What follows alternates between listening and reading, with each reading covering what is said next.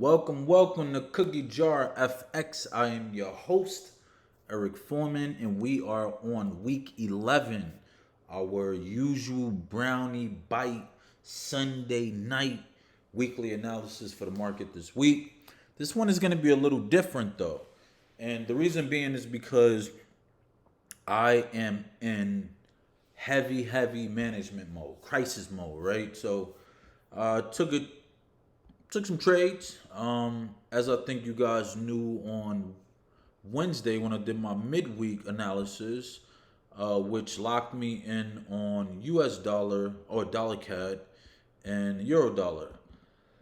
But I made a serious error.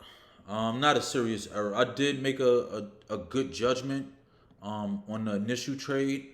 I was up from this trade about 44 pips, maybe more, because I really was only playing it up until the 50. So it was about, let's just say, 60 pips on that.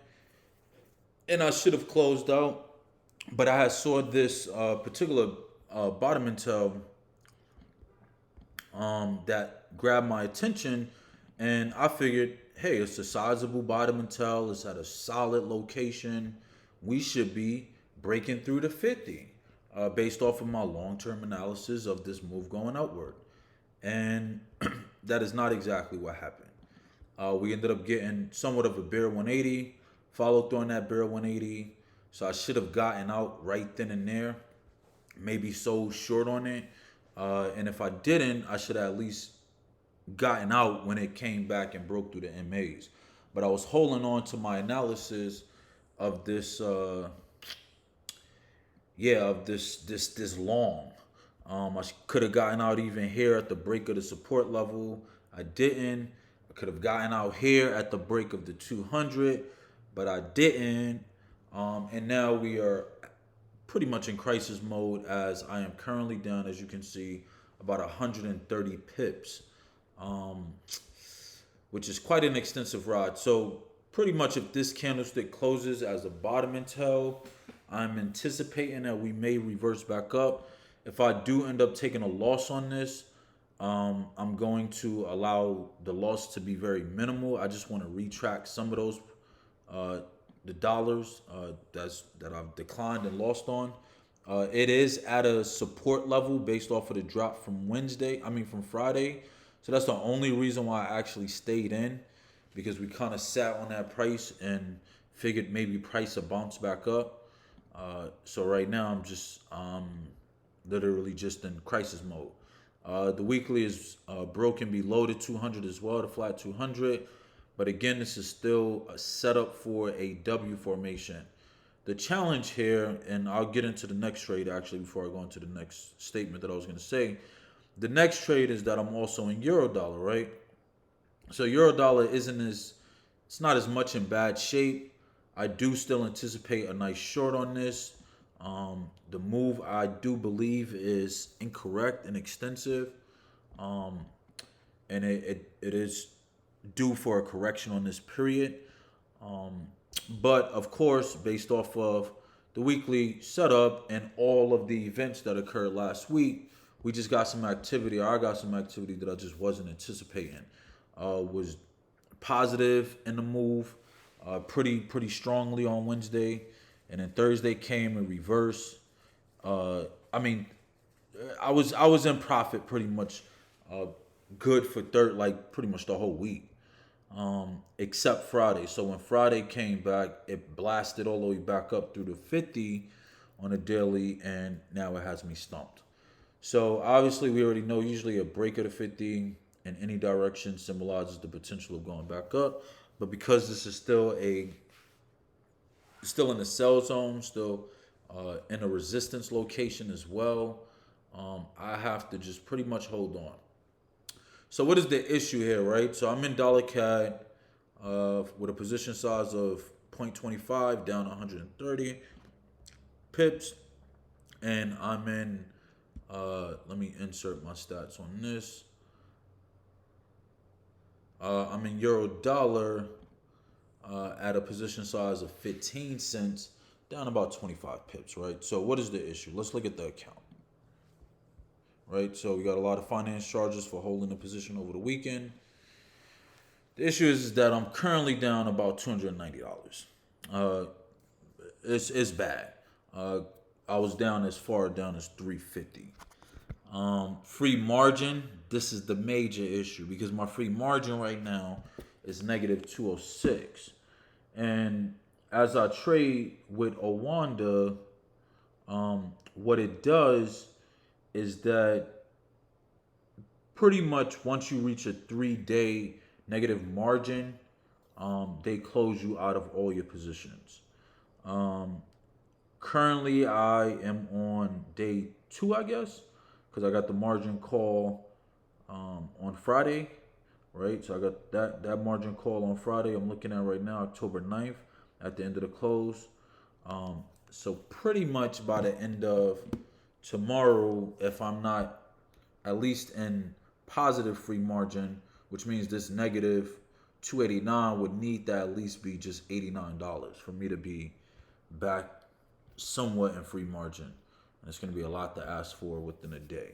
Um, Unless something miraculous happens tomorrow, as it did last week, but in the wrong direction. So because of that free margin issue, I'm gonna have to manage this properly. I can't hedge the trade. I can't. I literally can't do anything. I can minimize my position. I can close for a smaller loss, whatever. But right now, I'm just in a position and hoping that that a lot of these losses, based off of the 4 hour close on both sides, would reduce down by a substantial amount. So we'll kind of wait and see on that. It did bring my balances low all the way down to 650, which, as you guys already know, I worked hard last month to get it to where I was at. My original positions in the very beginning with dollar CAD and euro dollar, I was up almost at $1,200. And if you guys remember from last week, the target was only 1132 that I had to reach, and I didn't take profit. So I'll just show you guys that. So we was roughly at about 946, and I had pretty much by Wednesday or Thursday, I believe. Yeah, I think by Wednesday, uh, I was at $1,200, and I didn't close the trade. So I should have closed. Obviously, it's a dollar thing, but also from the pips that I had obtained, I was already at 60 pips, 65 pips on dollar CAD, and then I was at another like 40 pips on euro dollar, and also at my target. So it's like all these things lined up where it put me in a positive position to be able to close it, and I failed to do that. So that's my fault. And now I'm in a very tricky, uncomfortable position and situation where I don't know how it's gonna play out, but I'm gonna have to play it out to the end. So hopefully that's where we go.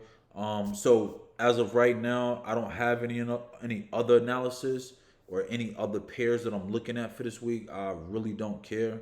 One of the other pairs that I did like was Pound Dorsey, but I can't sacrifice getting out of these moves with a huge loss just to get into Pound Dorsey long. That move is setting up very well. I love it. I like it a lot, and I think it might blast off very early on. A lot of the moves that were called last week did its thing early, but it was by the middle of the end of the week, um, the end of the day by Wednesday, all the way until Friday, the market just shifted and rattled in a completely different direction. We can sit up here and blame it on everything with Trump and him canceling out the stimulus. That was one event. The other event was him talking about how he's not going to show up at the debate, or the debate needs to be canceled, this, that. So that was another issue. And then obviously this week, we like Joe Biden is leading. They have another debate coming up on Wednesday. Some talks with Brexit. So Awanda's already sent out an email about how the market is going to be so volatile. So for traders to be very careful. So for me, I'm not scared of the volatility. That's not what fears me. It's just I need to get out of these trades positively, and still finish this month properly. And I'm upset because I was already in the green, well above. We would have been at about a 20% gain from our original position being at 1,200. Like our original balance of 1,000, we would have had a $200 gain, and I screwed it up. So again, just in a fight, just a fight. But if I was to throw out any other pair off the top of my head and based off of the short analysis that I did, pound Aussie is my only other pair of interest right now. Other than that, I am fighting tooth and nail to with dollar CAD and euro dollar right now. Those are the pairs.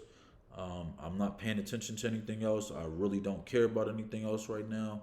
I have to rebuild my account the way I need to, and go from there. So, sorry for the short, easy analysis, but that's where I'm at. I'm not gonna sit up here and sugarcoat it. I have to dig my way out of this, and depending upon how it closes out, determines, I guess, how much more trading I'll be doing later this week, and just the plan and strategy and how I'm gonna work to rebuild it and still end up on a strong positive note by the end of the month, because we're now approaching the middle of the month of October that quick. So, anyways, thank you for joining. Definitely, hopefully by Wednesday I have some better positive news and we can really get a little bit more deeper. Maybe I'll also look at some other pairs on the Wednesday analysis, and be able to send a synopsis of that. But right now I'm not giving it.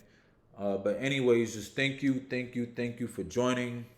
Hit that subscribe button, hit that like button.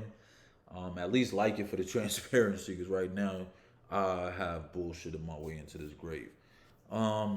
Yeah, and leave a comment. Any thoughts on just what I shared, any pairs, just your own challenges and demons you have to fight sometimes. My thing is like I'm fighting to get back into net positive, but I also can't be greedy. And I just mixed the greed into the combination of just trying to get back to break even, and above and reach that target, but I pushed it a little too far. So yeah, just leave a comment, your own experience, your stories, whatever, and definitely share it with a friend, a family, fellow trader. And I look forward to hearing from you guys, and definitely good luck with this week. It's gonna be another rough one, but in a great way if you're able to be on the right side of the trade. But I will catch you guys Wednesday, and have a good one.